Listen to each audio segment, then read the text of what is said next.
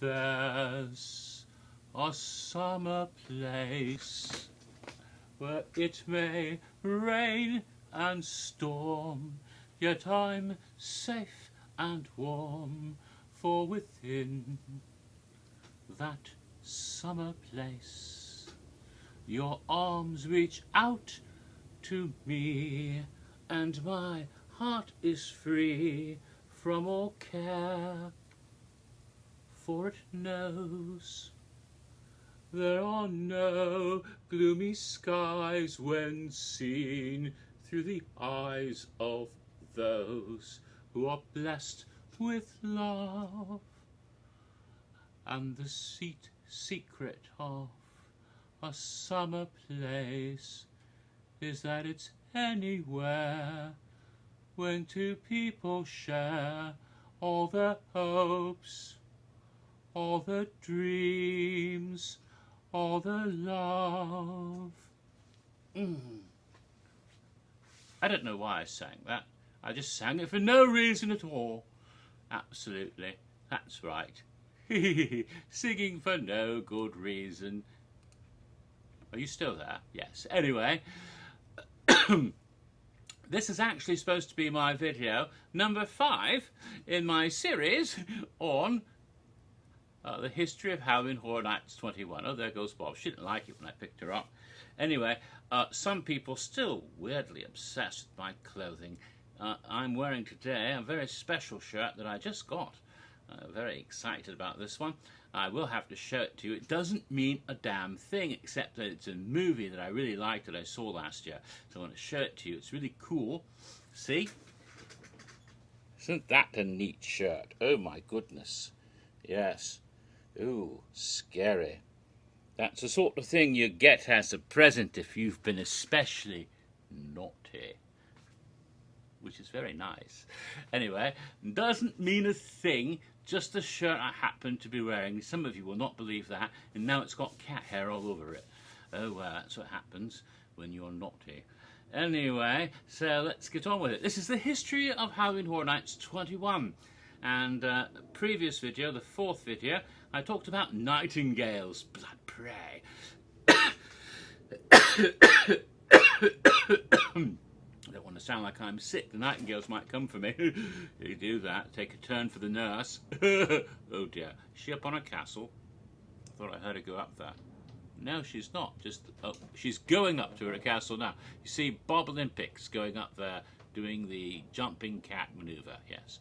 The little stuffed monkey hanging off the edge of it. She likes to play with that. Right, here I am. Okay, getting back to where I was. Yes, so Nightingales blood prey, I talked about that, but I forgot to mention something rather important. See, I meant, of course, previously I talked about the whole new age of darkness that they planned, and it sort of fell apart by 2011. 2011, they still had many of the houses they'd planned for that whole new age thing, all new original houses except for the Thing. But again, as we all know, that whole concept went quickly away as it was told to them that it's going to be more IP driven, more intellectual property driven after that, which is what's been going on ever since. But back when they were still planning that, one of their hopes and ambitions was to come up with new stuff, especially new franchises that could be what Body Collectors and Psychoscarapy and other such franchises had been in the past. Fan favourites that could come back in new versions year after year. Ooh, and one of the ideas they had was these Nightingales, because this would be like a female Body Collectors in a way. They could be a new franchise that could come back again and again, because after all, you could put them anywhere, because they show up in times of conflict and warfare, and humans, of course, being right assholes, sorry, we are, we get into fights all the damn time. We're always fighting and conflicting and having wars and skirmishes and blood and gore and nastiness. And that's why they could be any time, any place, anywhere in human history. They could show up in ancient Greece fighting Trojans. They could show up in China. They could show up in Japan, the samurai clans having war with each other. They could be in Africa, in South America, North America, anywhere. They could be not just World War I, but World War II, World War III. Yeah, they could show up in the future. It could. It could be in a space war. Woo, that's clever, like Star Wars, only with Nightingales. Yeah, you could have the moon moon colony, at war with the Mars colony, sometime in the year 2069, dude. And that could be quite exciting. Or you could have, like, the Civil War. You could have the, any war, anytime, anywhere. It could go all the way back to caveman days when tribe Ugg and tribe Ak are mad and throw rocks at each other. Could be anything. That's what makes the potential for the Nightingales pretty exciting. And so that was a really clever thing. Thing is, since 2011, they haven't shown up again, except for one brief appearance in the house last year.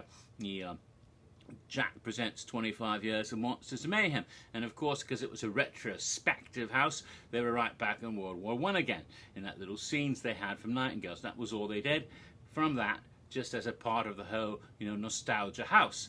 So, we haven't had the sequel house yet, the Nightingale sequel house, which could be any time, any place, any human conflict. Will it happen again?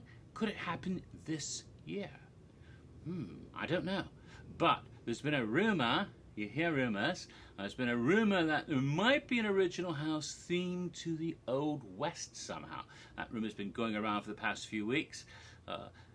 And since somebody dropped that on Horror Night Nightmares, I think either earlier in the last month, I think it was, there might be an original House of the Western theme. If that does happen, you could put the Nightingales in the Old West, because it could be like, the US cavalry against the Native Americans or something. Custer's Last Stand with Nightingales. You never know. So there's a possibility. But whether or not it actually happens this year, we don't know. It could be next year. But someday, I hope and pray, creepy little nurses will come back to prey on us again. That would be fun. All right, now let's continue with the next house, which was the third house in a soundstage back in the year 2011. And the third house that year to be in a soundstage was Winter's Night, The Haunting of Hawthorne Cemetery, which of course was indeed an original house. As I said, after the thing, all the others were originals. And interesting they choose the word Hawthorne, the name Hawthorne, because it has certain connotations. Of course, there was another house inspired by Edgar Allan Poe. And like Poe, Hawthorne, Nathaniel Hawthorne, is a romantic writer in the same time period, the 19th century, the Romantic era, particularly the early part of the 19th century, the Romantic era. And his literature, like Poe, often dealt in themes of the macabre, what Poe himself would call tales of mystery and imagination. And so he dealt in some of these similar themes. In Hawthorne's case, he was a bit plagued, a bit haunted, you might say, by his own family bloodline. You see, his great-grandfather, I think it was, had been the presiding judge at the Salem witch trials. Bang, bang the gavel, you're going to die as a witch. Take her out and burn her. No, he didn't actually do that. They didn't burn witches at Salem. They hung them up at Gallows Hill, you see, and they threw them into a pit somewhere because they weren't fit to be buried in sacred ground. No, they had to be just sort of thrown in a mass grave. Rather nasty business altogether. And so he was really deeply ashamed about that. His ancestor had done this. In fact, he changed the writing. He changed the letters, the spelling of his name, putting an extra E at the end of it. And he also wrote on these themes frequently as if he was assuaging his guilt. And so we have these themes of Puritan intolerance and such writings as the Scarlet Letter, the Scarlet Letter, and also Young Goodman Brown. Both very good stories, read them. Also wrote lots of other nifty, one of the great gothic creepy house stories, The House of Seven Gables, choking on blood, yes. And then Dr. Heidegger's Experiment and Rappaccini's Doctor, both of which dealt a little bit with sort of our chemical themes, sort of fountain of youth, water that can keep you young or revive the dead. And in the other case we have poison that can transform a young girl into a poisonous creature so no one can touch her because her father doesn't want her to leave him. So he makes her toxic to anybody who touches her. That way she won't run off with some young man, except she falls for a young man, and her dad decides that his daughter is living misery, and so he takes the boy and gives him the same substance, so he too becomes a toxic creature, hoping the two of them can then be together. They can be with no one else. He's made her the perfect mate. He can never cheat on her. If he cheats on someone, they die. But he didn't realize she found an antidote, and so when they come together, she dies. Oh no. Yes, there's the comeuppance, the consequences of meddling with that which man was not meant to know, playing God. And these themes, interesting enough, do sort of resemble some of the themes in the house. The idea of messing with the forces of nature, and the themes of lost love, and going to extremes to get that love back, and the consequences of it. So you have these sort of themes, and so that might be why they chose the name Hawthorne. Maybe I'm reading too much into it as an intellectual twit, professor type. Oh, it must mean something. They called it Hawthorne. Well, the backstory of this house is that there's a young man named Jonathan Hawthorne, and that he lived in the same time period, the early 19th century, which is the Romantic era. And on that tragic evening of October 1st, 1831, his lovely bride Elizabeth dies. I didn't remember if it said how she died. I assume it was some disease, probably consumption. That was the one, tuberculosis. That's when everyone died. It's the most romantic way of dying to the 19th century imagination, because you get all pale, and it's supposed that made you sexier looking. If you were, I know it sounds odd, but the lightest color you were, the more sexy looking they thought you were, because it had to do with working outdoors in the sun and made you common. That was their idea at that time. And nowadays it's the other way around. The more tan you are, the better looking it is. But that's the way they thought about it back in those days. But so she passes away, and he's distraught. He can't handle living without her. He must get her back. And so, even though she's been interred in the family cemetery, a great, big, massive cemetery located near the old Hawthorne mansion, somewhere in New England, I'm not sure what state, but then he finds the strange, like Rappaccini or Heidegger, sort of alchemist, and they're going to help him bring his love back, and he's created this mysterious thing. It's a strange chemical that produces a blue light, and the blue light, when it shines upon a corpse, revives it, at least temporarily, perhaps making it to a sort of a revenant from the dead. And this mysterious blue lanterns are taken into the cemetery with terrifying consequences as all the dead come back to life. I'm not sure exactly what the outcome was. Again, I went over some of the backstory material in the back room game area and the House of Cards on the website, but somehow Jonathan Harker himself, that's Dracula, Jonathan Hawthorne also dies and ends up getting buried with his dead wife, and they have a sort of eternal life, a cursed existence under the baleful blue light. Maybe even Turnbull, that was the name of the alchemist, might have done Jonathan in. I'm not quite certain. I'll have to go back and check it, more intimate details. But whatever the case is, that's how it all happened. And so we have a cemetery on a cold, blustery December evening, quite cold, winter's night, filled with tons of graves and mausoleums and crypts and creepy catacombs, and all of the dead there are returning to life because of the mysterious blue glow coming from these creepy lanterns that are everywhere. And that's what the house is going to be like, you see. And it was a cold house. Now, they tried to do cold houses prior to this, especially Code Blind Terror, which I think was back in 2005, and it was never quite cold enough or dark enough to really live up to its own hype. But here they knew what they were doing, and they cranked the AC up really high. So when you went in, the first thing is, it's freezing in here. Ooh. And if you look up, you see spectacular. They did an incredible set design here. There's this huge cemetery gates, enormous, and there's a great hearse there, and horse-drawn hearse, old-fashioned. So, and the cemetery gates, and all over is snow and ice, and there's little statuaries and urns and other Gothic ornamentation of cerements of the dead, mausoleum art, you know, that sort of stuff. And there's all ghostly white snow flickering down from the sky, and icicles, and everything feels so frosty cold. Oh my God, I'm freezing. And you go, you enter this and just go through the gates, and it's already magnificent, all sorts of crypts and mausoleums and all the weird marble architecture and statuary.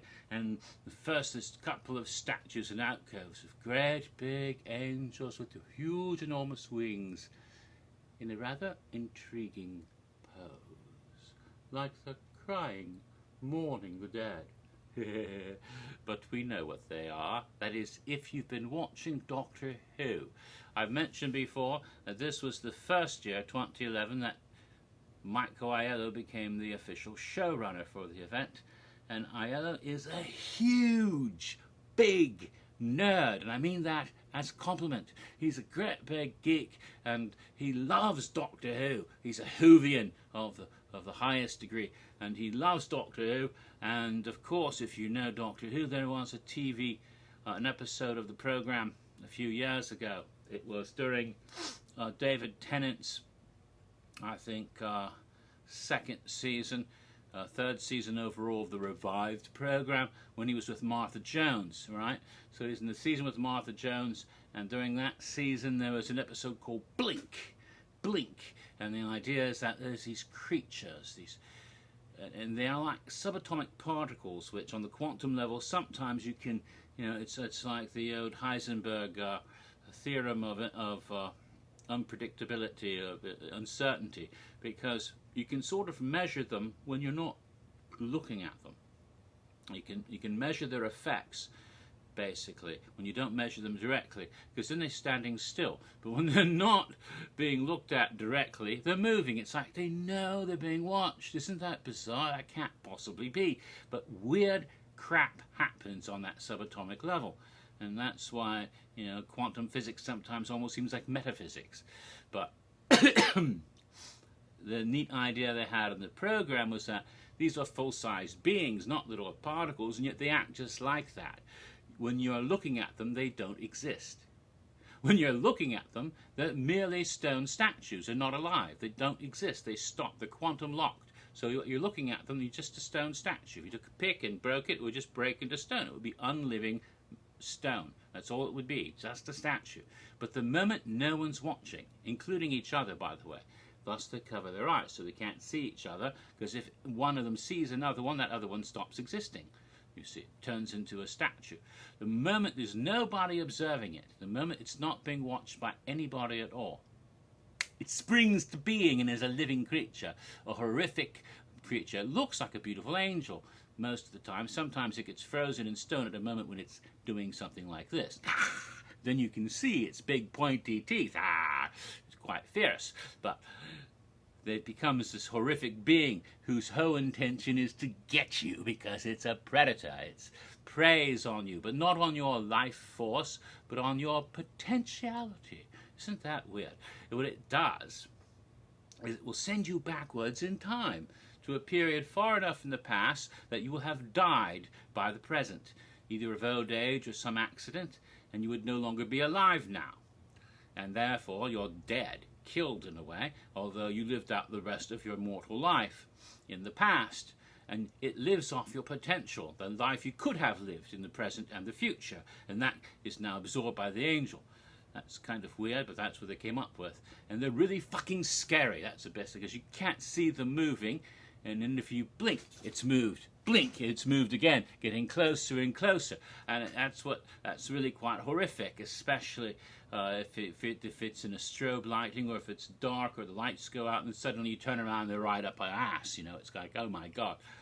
But again, the caveat is anything that sees them freezes them, turns them to stone, even their own selves, which is why when they're with other angels they do that. They're not actually weeping. They're not very sentimental at all. They're really quite bastards.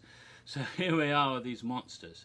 They become one of the more fearsome and horrifying Doctor Who monsters of recent vintage, standing up pretty good with the Daleks and all the others. And they put them in the house. They put two of them right up front. So in one alcove is a weeping angel here, another alcove is a weeping angel there. One's a statue and one's a scare actor. But which is which, you don't know. And you're walking by, you don't know which one is suddenly going to do this and come after you. Don't blink. Yes. And that was the beginning of the house, and I have a lot more to get through before I finish the house. So next time I do part 6, and it will be the remaining part of Winter's Night, and possibly going on to the next house, which I think would be H.R. Blood and Guts. But we'll get there when we get there. We have to finish Winter's Night first.